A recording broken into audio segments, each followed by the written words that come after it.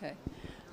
Hello and welcome to the Abu Dhabi International Book Fair, organised by the Arabic Language Centre, and it is my honour and pleasure to introduce today's session, New Archaeological Discoveries that Reveal the UAE's Rich History. We're joined by Professor Peter McGee, Director of Zayed National University, who is going to introduce the latest discoveries about the UAE's history and how they shaped the book, The Emirates, Our History and the New School Curriculum. The book follows the journey of the UAE and its inhabitants from their first arrival 125,000 years ago to the present day and looks at the emergence of cultures with trading links throughout the ancient world, the domestication of the camel and the invention of the Aflaj irrigation system and the growing development of tribal and national identities. So welcome, Dr. McGee. Thank you very much. Also, delighted to be joined by Dr. Hamid Al-Yahyai, Assistant Under-Secretary, Head of Curriculum at the UAE Ministry of Education, who is going to be in discussion with Dr. McGee about why it is so important that students in schools here understand their history. As the founding father, the late Sheikh Zayed, said, without a past, we have no future. So over to both of you. I was talking to you before we came on the stage. I'm going to be fascinated. I will handle any questions at the end, but otherwise I'm here just to listen and enjoy. Thank you. Thank you, Isabel. Thank you. Thank you very much. It's a great pleasure to be here and to represent the Department of Culture and Tourism and Zayed National Museum. So it's a great honor and thrill. And thank you.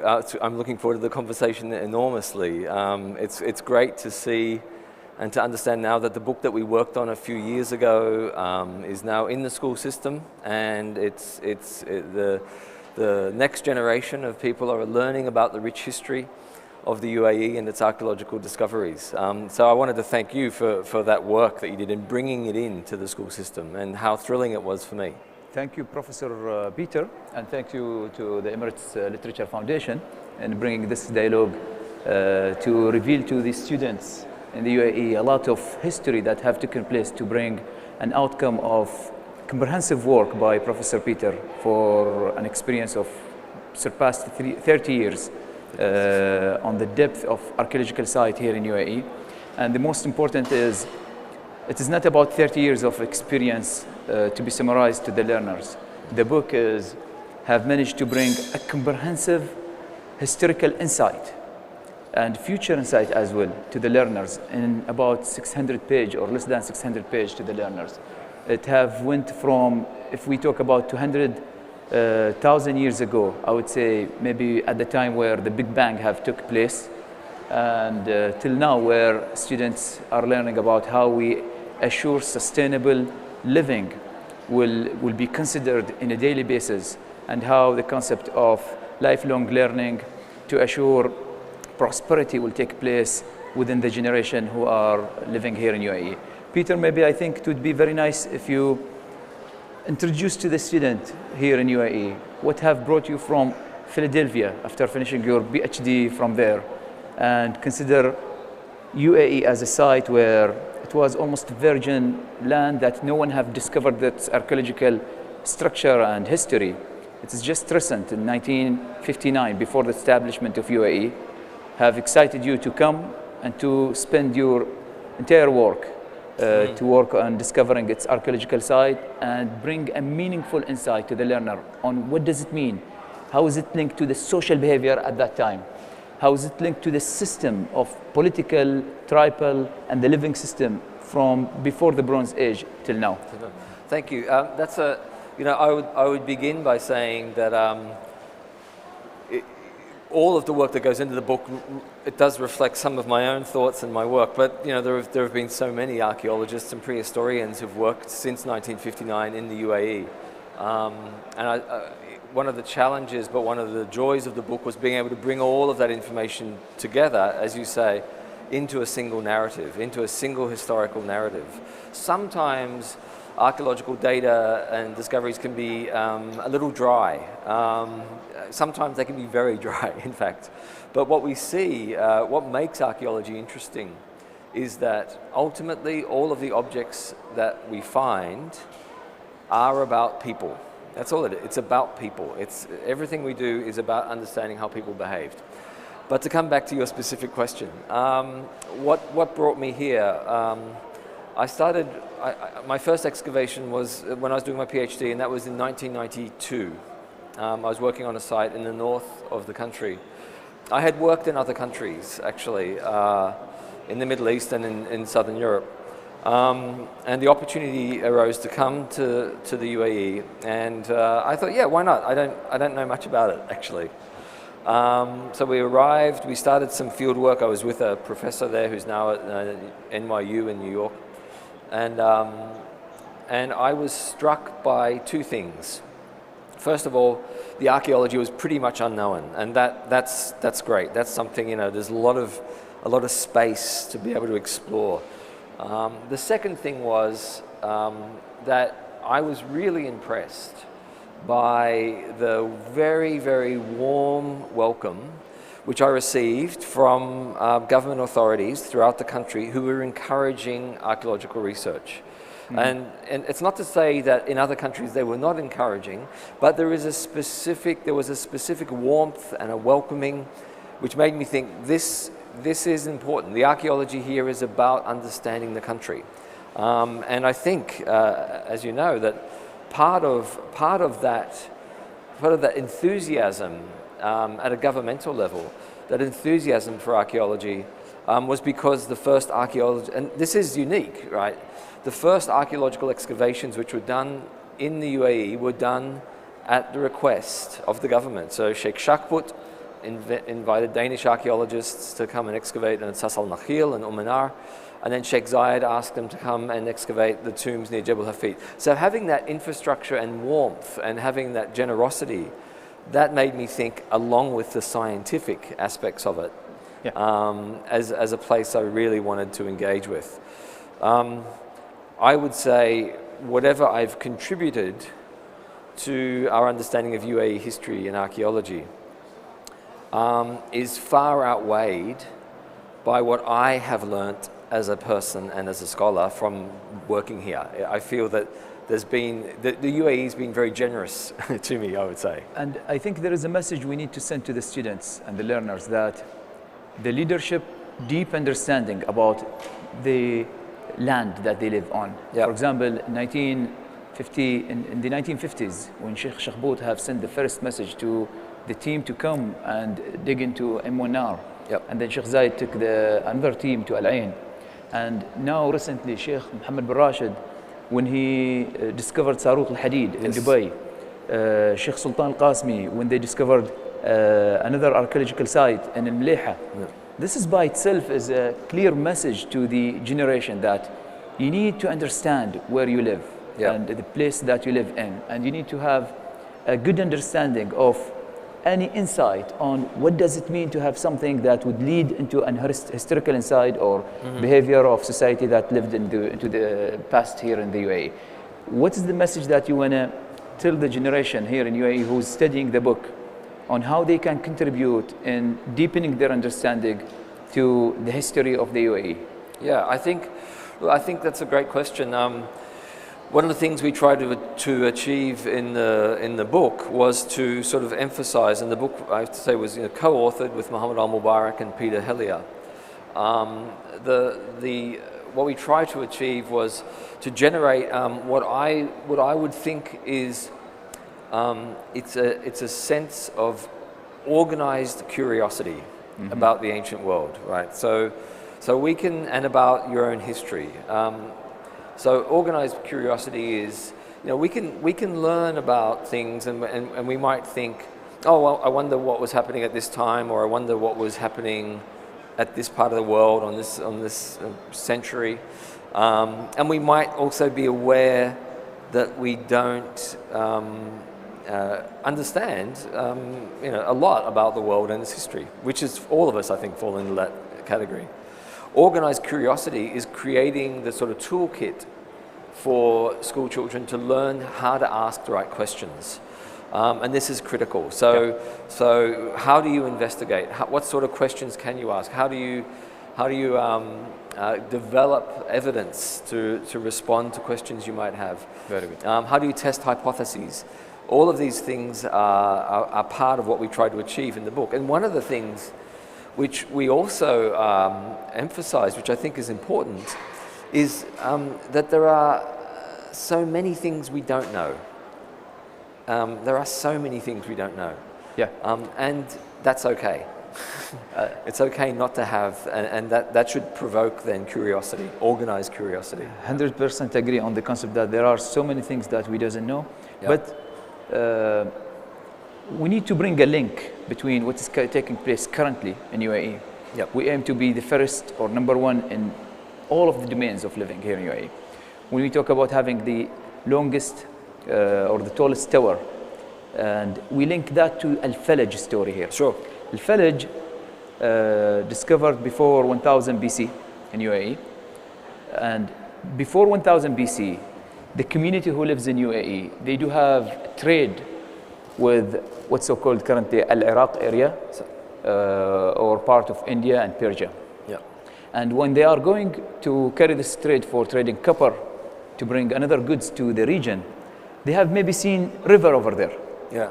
When they say river, they come back in this desert area and they imagine having a life where something that mimic the river behavior. Right. That may be that piece of imagination, to sit in the desert and to think about having a river in the desert, maybe is the first igniting moment to encourage them to think deeply with carrying that understanding that there is an underground water but close to the surface. Yep. And understanding that there is a leveling base where you can bring that underground water from a high level to a lower level and let it to stream naturally.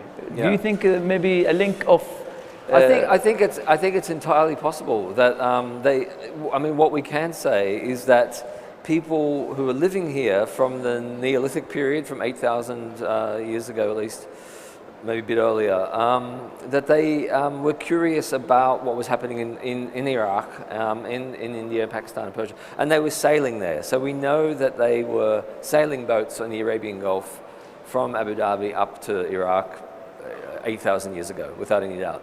So part of that trade and exchange is ideas.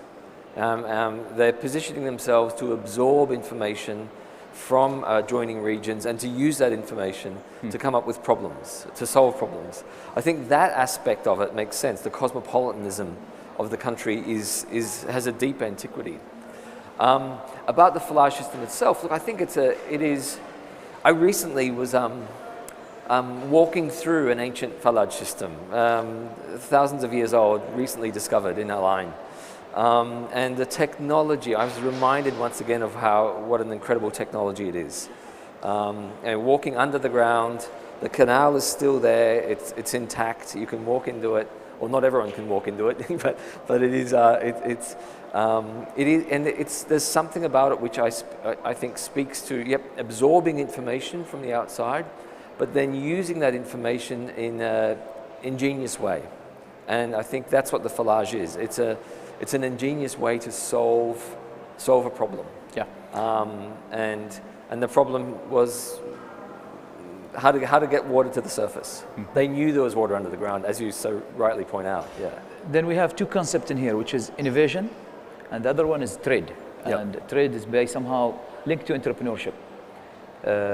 We need to send a message to the students that always when we think about innovation, we need to solve a problem from technological or from behavior perspective point of view, to serve the ecosystem that we live within. This is where Al-Falaj is at. And and at the same time sustain the entrepreneurship component, where if we looked into before 10,000 BCs, people rely on this region very heavily, from far east to far west. For either trading with the basic goods, or they need to consider the people who live in here to be acting as the one who's trading their goods across nations. This is by itself is sending a message that there are basic core principles that the people within this region need to maintain. Trust, maintaining their values, tolerance, peace.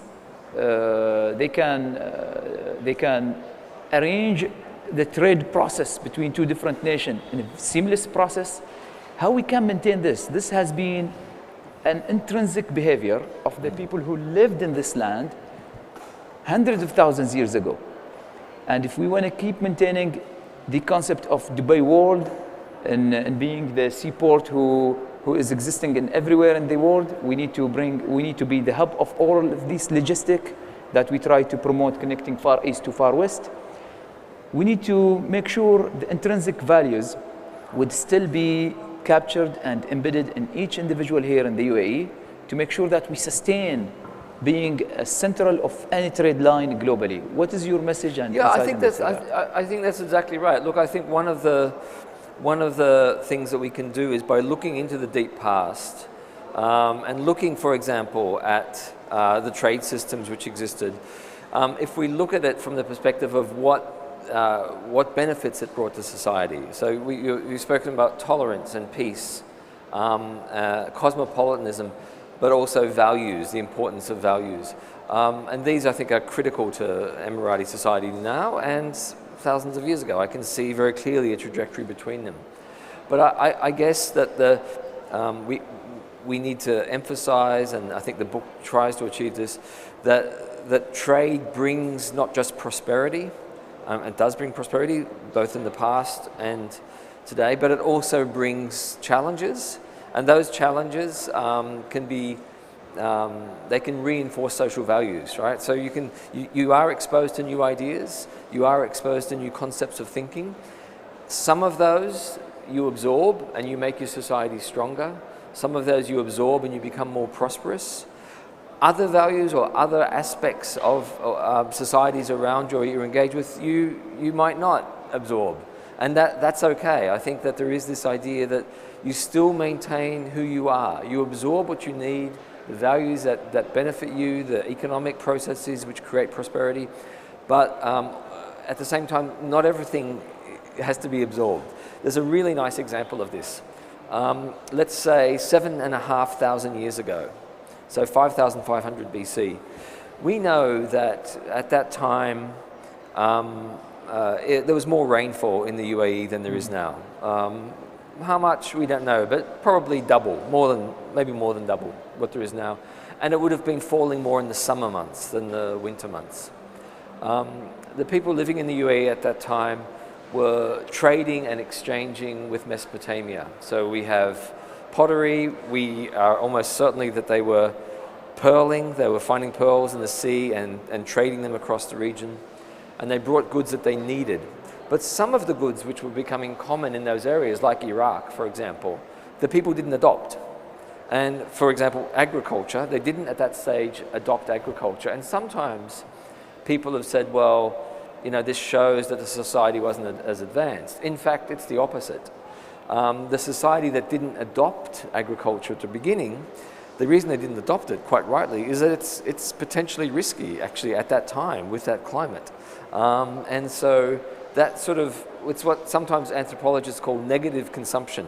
We actually, you make a conscious choice to reaffirm your own values by not absorbing something. So I think that balance, the balance between absorbing values, new information and ideas to make you more prosperous, but at the same time, being aware that you have your own system, you have your own cultural ecosystem which is in place, and that has to be maintained. Yeah. I think there's lots of levels, lots of ways rather in which that can be demonstrated from the deep history of the country. Absolutely. Yeah. There are so many topics we need to discuss, or we can discuss in here, but let us, you have highlighted something on agriculture, and nowadays with the new initiative of encouraging innovative practice related to agriculture to sustain food, to bring food sustainability in the region, especially in this area where shortage of water and with the global warming where heat is increasing. How the young generation can learn from history about how we sustain agriculture practice, relevant practice in a more innovative way. How from history an innovative idea can be brought up and be realized in practice, especially with the latest initiative in bringing more fund into this domain.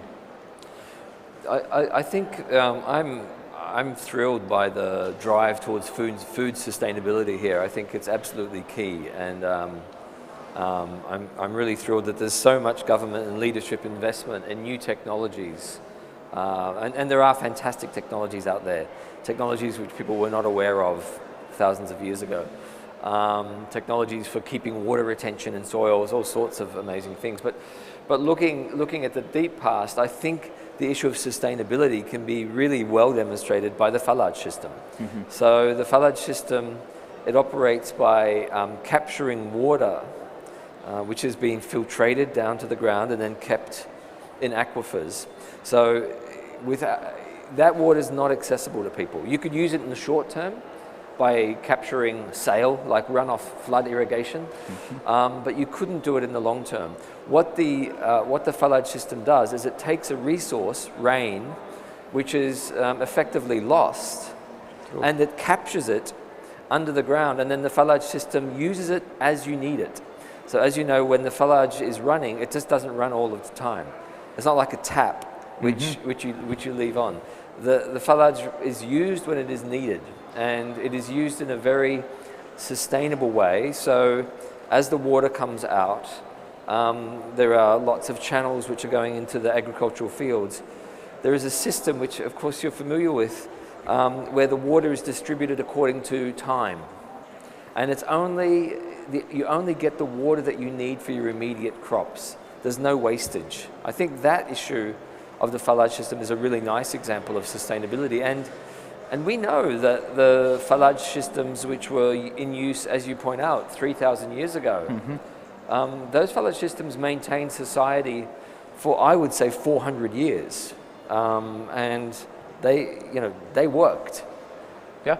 Then the term capturing water, which has been wasted underground, into an ecosystem of fallage. Maybe a new student would think about how we capture a wasted source of water, or a water that has not been captured before, which is from humidity, for example, and converted into pure water that can be used for agriculture or for drinkable water. Then I would just say that one of the interesting things also is that when Sheikh Zayed was in Al Ain, after he was appointed as the ruler's representative in Al Ain, one of the first things he did was to reinvigorate the fallage systems. And I think that investment in an ancient technology to solve a current problem is a really nice example of what we're discussing. True. Let's go to architecture. Expo is coming. Yes. Expo 2020. Zayed Museum 2021, I think it will open, I hope. But from architecture perspective, we have the UAE pavilion with the falcon shape, falcon wing, and Zayed Museum with the falcon. What is the message that we need the student to learn and to keep in mind with having falcon as part of an image to represent the UAE in Zayed Museum and in the UAE pavilion in Expo 2020? Yeah. I think architecture is where sustainability is most now going to be represented.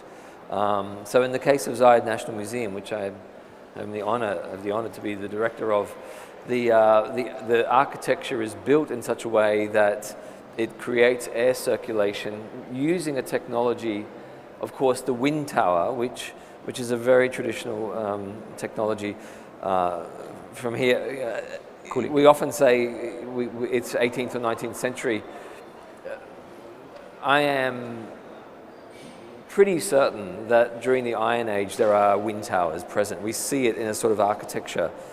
We see architectural remains, we can see it.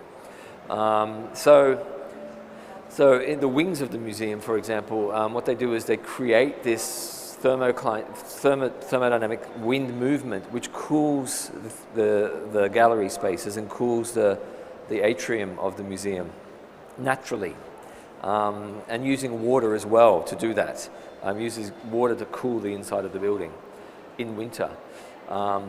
It's going to save a lot on reusable fuels, the use of fuels for generating air conditioners. All of those things are locked in to that design. And I think when students come to the museum, and I hope they'll be coming soon after we open, we have a I would say one of our main foci in the museum is actually engaging with the students and having them not just coming and visiting once or twice, but having it as a program within the school curriculum, that they'll see that architecture and they'll be inspired. But more than that, when they read about the architecture, and then they read about the idea that, you know, okay, this is a new building, it's fabulous, but the thing that it employs, this movement of air, is something which is in their own cultural DNA, that people were doing this thousands of years ago already. So I would hope that they look at those beautiful wings and they can be amazed, but they should also be proud as well. COVID have set the student to study from home, but when students get back to school, they will never go back to the normal mode of learning. Yeah. They will adapt a hybrid-based concept of implementing their educational practice. Then during the time where the student is not learning from school, let's say 30% or 50% of the allocated time they will be away from the school, but they are carrying learning. How we can encourage them to spend that time in the museum or an expo site or in somewhere, an archaeological site, to carry their learning relevant to their science course or whatever in self-learning bake, but at the same time being on a site where it will inspire them to assure lifelong learning practice is carried on, or at least they will be inspired about the site that they are within, such as the Zaid Museum. I really hope that we are able to bring a lot of students into the museum. I know we will achieve that.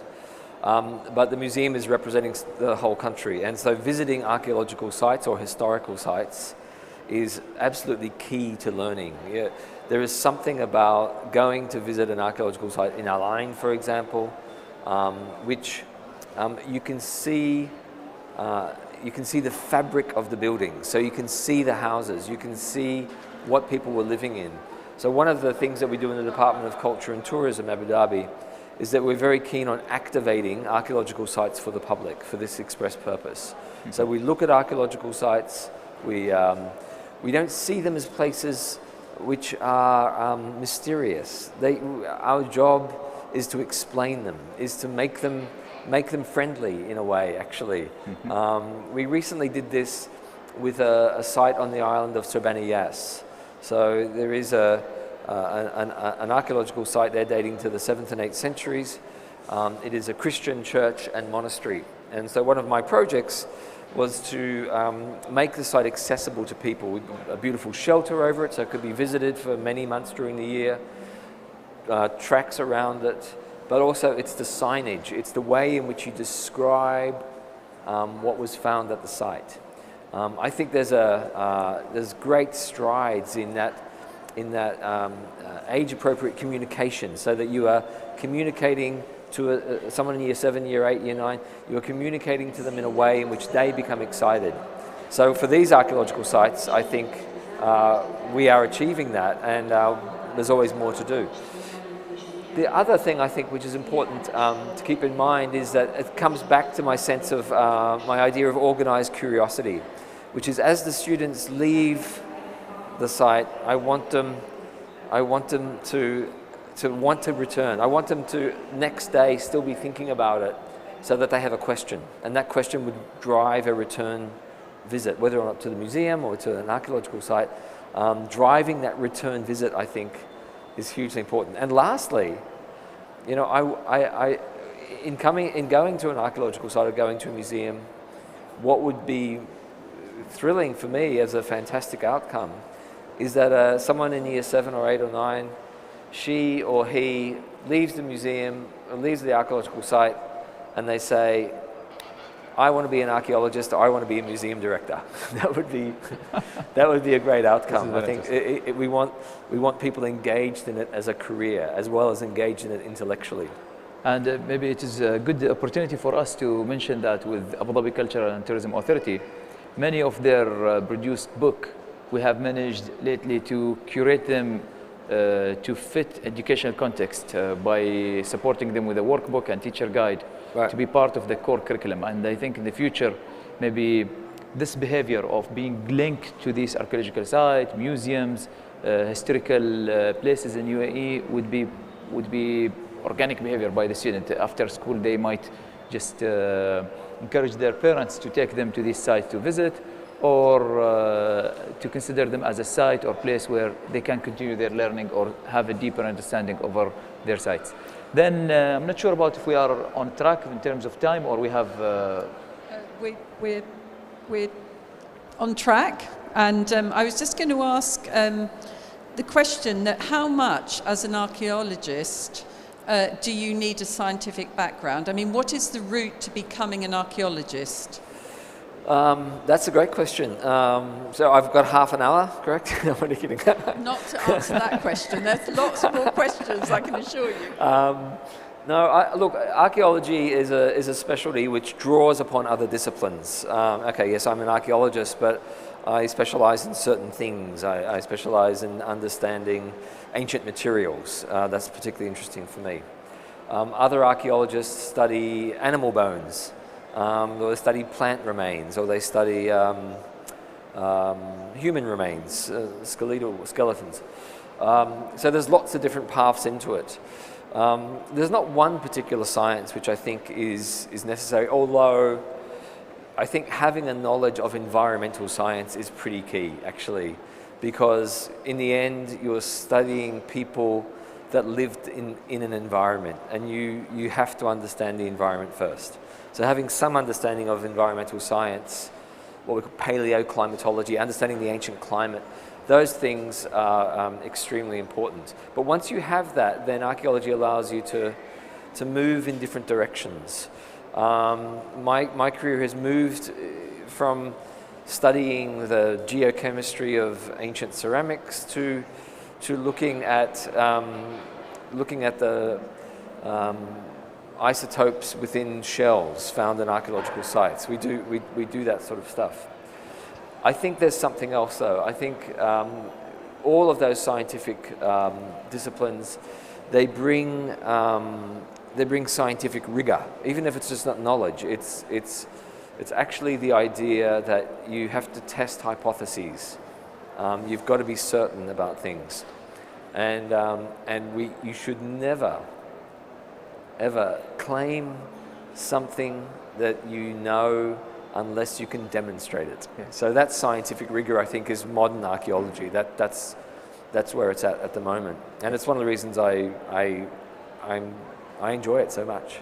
So do you sort of foresee, maybe in one of the universities near to the Zayed Museum, there will be a faculty of archaeology where those who may have studied science or environmental science or have an interest would come and do a master's and then join the team? Because I've always thought that archaeologists must have a very vivid imagination. We're talking about times before augmented reality. How can you, when you see certain things in the ground, how can you imagine that will lead you then to find the science behind it? And we were talking, Dr. Hamid, before we came on, I've always been fascinated by the elephants' footprints that were found in the Dhufra region. And if you can share a little bit about that, you told us a little bit when we were backstage. Sure. And I mean, I just find that incredible to think, I don't know how many millennia ago, there were elephants trampling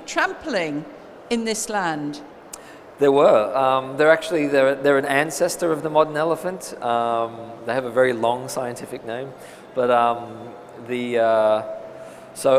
between 6 to 8 million years ago, so it's millions of years ago, the landscape of Abu Dhabi was very different. There was a very large river which flowed across the landscape, probably 100 meters wide, and exited into the Arabian Gulf near Murfa. And that whole area of Baynuna in western Abu Dhabi, amazingly, an Emirati was driving there one day and he saw what looked like footprints in the ground. Leadership were informed. Archaeologists were asked to go look at the site, and we slowly started brushing away the sand at the site. What we found were a herd of elephants had walked across a particular landscape. Now, at that time, they were near the river, and it was sort of a bit muddy. It was like a sabqa today. It was effectively like a sabqa. As they walked, they left their footprints, and then there was a slight change in the climate, and those footprints were preserved. So what you can see is you can see a herd of elephants. We can identify the baby elephants. We can identify the mother elephants walking as a herd across the landscape. And then there's a male elephant. We can tell by the footprints which walks across in the opposite direction. And it's a moment of time which is frozen. It's a moment of time 6 to 7 million years ago, which is frozen. We've actually found more of them since that initial discovery, by the way. We've found more of these footprints. I'm not a Miocene specialist, but I'm pretty sure when I say there is nothing that I know of in the world dating to that period which is so clear as what we see at that site. It is truly groundbreaking. So Dr. Hamid, as head of curriculum at the Ministry of Education, how much behind the scenes work did it take to bring this amazing book on ancient history and not so ancient history to all the students? It started when? 3-4 years ago. It was about the first meeting. Yeah. And the meeting was about 30 minutes. Or less than that. About that. Over hot chocolate. That's right. A cup of hot chocolate. It was a very good. With it was His a hot Excellency chocolate. Mohammed Daimi at that time, and His Excellency Mohammed Barak. And what we have done, because we have realized how valuable this book to be accessible to all of the students in grades 7 and 8 at that time immediately. Then we have placed a comprehensive effort in less than 4 to 5 months. We have managed to curate the textbook, the workbook, the teacher guide, and the training material for all of the teachers nationwide in public and private schools. And immediately by the beginning of the next academic year, the book and the complementary resources are in access with all of the learners. Back to the question of the depth of knowledge and what the archaeologist is supposed to be aware of. Now with the new curriculum of stream-oriented curriculum, it turns out any discipline and field, and especially archaeology, need to be fully aware of so many disciplines. For example, an archaeologist need to have the capability to read an X-ray data, need to be capable to understand the meaning of color. For example, recently, the pink color in this Greek building and painting, it turns out to be not linked to the color pink as we see it in here. It is linked to a nanoparticle of golds that shine or reflect pink color when they are at a specific site. And this is linked to what's so-called the reflection of quantum dots. You see how very advanced you start from historical things, but you need to analyze it, understanding where the current science and technology is at. And this is what we try to bring to the learners in the school system, is not to study our history book in an independent fashion from the other discipline. And we have bring the design technology course where the students start making 3D design and printing it. And I wish in the future the student would be able to design an archaeological site in Nar in Al Ain and manage to print it into 3D as a prototype at the school level from the design technology course. And then later on in the future, the student would come up with the concept of, instead of building a museum in the traditional way from architectural perspective point of view, let us build the entire city of Nar or Healy or Muwayji or Jimi using 3D printer technology and mimic exactly what has been modeled on that archaeological site. And that would bring a real life experience rather than going and building something completely new and transfer Nar into that museum site. This is what we try to let the student to think about, is not to read the book and then after the end of the academic year, they forget about it. What we try to do with this new book is how new courses such as design technology, the coding, creative design innovation would benefit from the student background. And then when we assign them a task of understanding how to use AutoCAD or any other designing software to replicate what they have learned from other system or other courses. Maybe some student need to design a village and then to have a prototype and 3D printer for 3D printed village, and then to test, put some water in it, and so that would give them deeper understanding of the historical thing and the modern way, how to use the technology to have a real exposure to it while they are in the classroom environment. Would be the phase 2 in terms of how we bring a new form of experience for the learners within the school system. So very much integrated. It's an integrated, as you said, stream instead of STEM. It's moving towards stream now. And I think from what you told us, Dr. McGee, about the different skill sets and expertise that archaeologists need, and you probably need a whole team with completely different skills when you start to discover it. But what I think is so fascinating about the Emirates is the undiscovered. There is probably a huge amount of discoveries waiting to happen. Yeah. Is that true?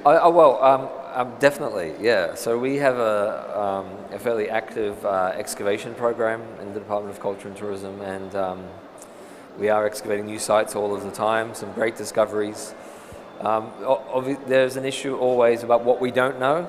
As I come back to this issue of embracing that we don't know things, this is extremely important. Intellectually, this is important, because by identifying what we don't know, then with a knowledge of the environment, we could say, well, these archaeological sites might exist in this area or might exist here. My sense is that without being able to quantify exactly, that we have excavated only a few percent of what is in the UAE. We don't, archaeology has only been happening here for 62 years, 63 years, and so that's not a lot of time. I think there's a lot of undiscovered material out there. One of the things, though, as an archaeologist, I know of archaeological sites, which I know where they are. I have a fair idea what's there, but we don't excavate them. So as an archaeologist, it actually comes back to the issue of sustainability. Heritage has to be sustainable as well. So we try not to excavate everything because we want, first of all, we want the next generation of archaeologists to have something left so they can do it. And secondly, we are quite certain that the technologies that we use excavating at the moment will be superseded by new technologies. So we want to make sure that there's something left.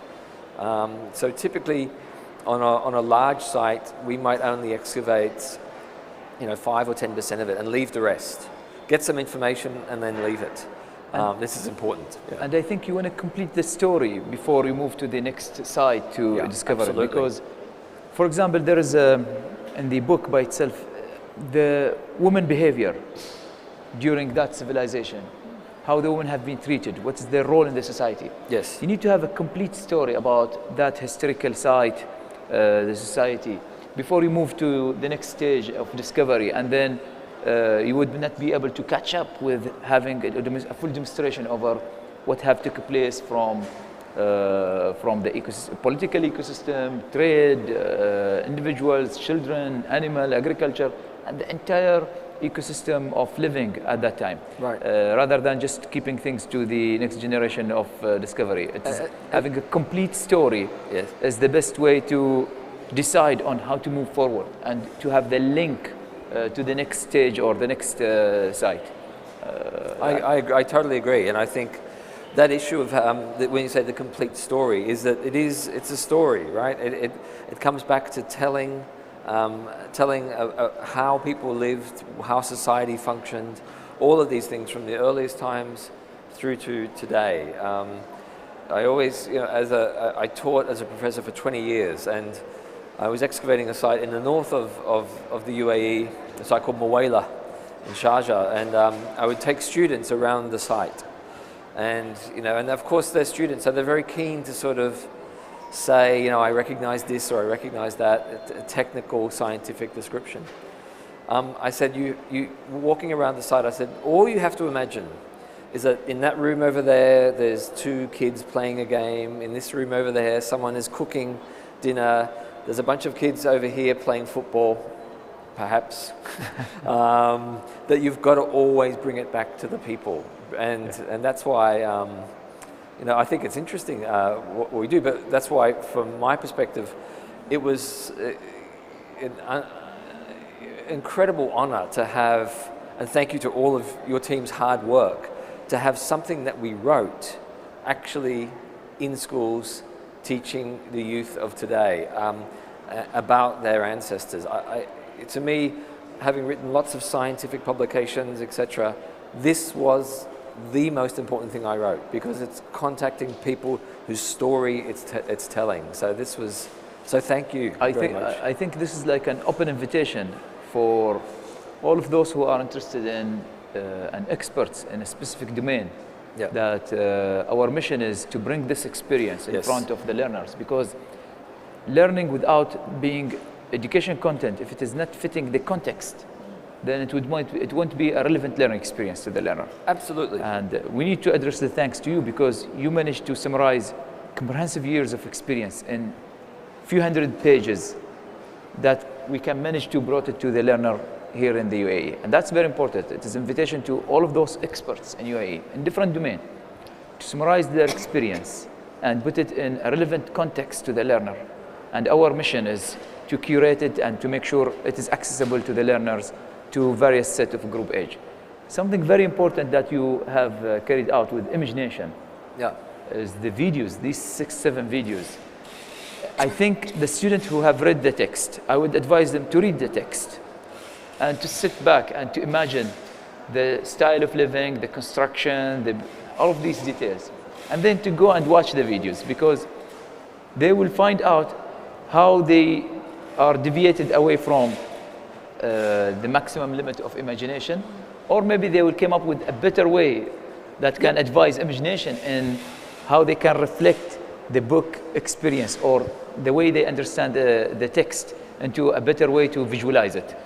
Can you talk about how you have sit down with Imagination and explain to them the construction, how people walk, talk, and that documentary series, History of the Emirates. We worked on it for maybe 3 or 4 years, I think. We used the book as the structure of the series, and we did that precisely for the reasons that you've outlined, which is that when kids have looked at the book and they're still trying to imagine what things look like, then they can go watch the TV series. And we did a lot of CGI, computer-generated imagery of ancient sites. Now, what I was really thrilled about in that project was sometimes, as a scientist, you can be very absolute about scientific facts. We should never, do something which we're not uncertain. I honestly believe this. This is my the core of what it is to be an archaeologist. So what was fantastic was working with Imagination. They would do some renders, or they would do what the CGI of Marawa might look like, or the CGI of Malayha in Sharjah. And I would say, no, they didn't have that sort of tree. And so they would start again. Or no, they didn't have that sort of animal. That sort of animal didn't live in the UAE at that time. And every time they said, okay, they went back. So they embraced the idea, which I expected them to, that scientific validity for something like that series is absolutely key. You can't leave anything to chance. You have to make sure that everything you're saying is 100% accurate. So we had back and forth discussions about those CGI, those computer-generated imageries, and eventually I think they're just fabulous. I think they really give a great idea of what, and they're also artistic. So there is an embracing of the fact that we cannot be 100% sure exactly how it looked, but this is what the evidence supports. So it was an interesting process. I'm not sure about, there is the pearl diving section, Yep. and Imagination have done a lot of movies about the pearl diving process. Yeah. And you have done with Yes, Emirates. yes. So I'm fascinated. It's interesting you should ask that, because I was going to say, how much was the pearls, the value of the pearls, how much did that lead to trade in this part of the world, and for sort of the areas where, you know, people came here to purchase pearls, or people from here went to sell pearls? How much did that lead to trade and sort of cross-pollination of ideas and cultures? Yeah, so we are lucky that in Abu Dhabi, on the island of Marawa, is the world's earliest known pearl, which was discovered in a Neolithic site. Very exciting day, I remember it very well. We are very certain about the date. We did a lot of radiocarbon dates around it. We couldn't radiocarbon date the pearl itself. And that told us that pearling was happening, you know, a lot, maybe as early as 6,000 BC, close to it, so around 8,000 years ago. People were pearling. Now, were they trading pearls? Maybe. They were trading pearls certainly around the country. Whether or not they were trading pearls to Iraq, to ancient Mesopotamia, we're not sure. But we know that they were trading with Mesopotamia, so it makes sense that they would have traded with pearls. I think as time goes on, then the trade in pearls becomes more and more important. It's certainly the case that by the 15th, 16th century, 500 years ago, this area is famous for its pearls. And that pearl trade attracted Europeans, someone that makes jewels in Venice, describes the islands off the coast of Abu Dhabi as being the place where to get pearls, amongst other commodities. So by that stage, certainly pearling was critical. I suspect that was happening much earlier, though. There is a book written around 2,000 years ago. It's in the 1st century BC.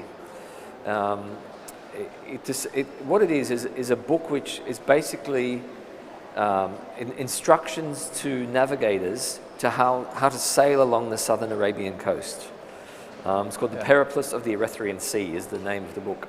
And in that, the author also mentions that once you go around the straits and down to the other side, you are in the area where the pearls could be found. So that's 2,000 years ago. And we know that pearls at that time became very popular in Rome and in ancient Greece. They could be getting pearls from other places, it's possible, but the pearl quality here and the number of pearls makes me think that we're pretty sure that already 2,000 years ago the area was distributing pearls into the Mediterranean and as far as South Asia, and then later into East Asia during the early Islamic period. So yes, it's always been around. But then, of course, it ends. With the cultured pearl and then oil. Yeah, and we were talking earlier, Dr. Hamid, about that societies, they practice sustainability, but they come and go. I mean, you have to be careful of which you have to change your resources, you have to use new resources. And we were discussing Ibn Khaldun's ideas about this, which you and I both find fascinating. Pearling was no longer the resource, but there was another resource which generated prosperity. Prior to pearls, it was copper. So resources come and go, but innovation and sustainability have to be maintained. If Marawa is the first site of pearl diving and discovery, this will link us to a question. I have no clue about the answer. Maybe from your archaeological experience, you will have a deep insight, which is how to define the values, how to say pearls is valuable, gold is valuable, diamond is valuable. How do you define this? The pearl, as a female, it's so beautiful. It's got a luster that can't be matched by anything else, and it's natural. And obviously they were rare. So I mean, the pearls in this part of the world were renowned, famous. There's one in Queen Elizabeth I crown. There were ones in all of the princes, and you talked about Venice. It was recognised that they were something very, very unique, and had this beautiful sort of way of absorbing the light or shining the light. Gold. Who knows about gold, but certainly pearls I think are absolutely fascinating.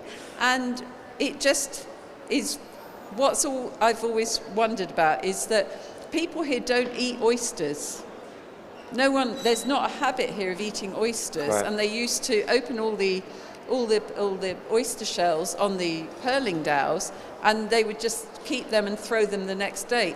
But they were looking for the pearls but not eating the oysters. Whereas in, say, Europe and other parts of the world, the oysters were valued. So there's all sorts of strange reasons as to how things come up, but I have no idea why pearls were so valuable, other than their rarity. Their rarity, and they're beautiful. And we know that at the time of Marawa that people were wearing pearls. There's a site in Sharjah, Jebel Buhais, where we have skeletons of people, and the pearls are still attached to their skulls. So they're earrings and maybe a nose, something. So people were certainly wearing them as jewelry. But I think you're absolutely right. The absolute value is very hard to find out. But it's a very interesting question, which I hadn't actually thought about. This maybe will give someone from the young generation to think about a rare material, put it design it in a fashionable way, link it to a character, who can bring a value out of it, then brand it, and then exactly. Yes. So we've run out of time, gentlemen. What a fascinating discussion, and what a valuable discussion when we think about the uses that all of the archaeological work and research has come to benefit students across the Emirates, and hopefully there'll be a lot more of these. Thank you so much, Dr. Peter McGee and Dr. Hamid Yahya, for this fascinating discussion here at the Abu Dhabi International Book Fair, organised by the Arabic Language Centre. Thank you to our wonderful camera people and to the translators and to our audience both here and those joining us online. This will be on YouTube, and I'm sure we will be able to share it with students in grade 6 and 7 at the Ministry in a couple of weeks, Dr. Hamid. Thank you so much, everyone. Thank you. Thank you very much. Thank you.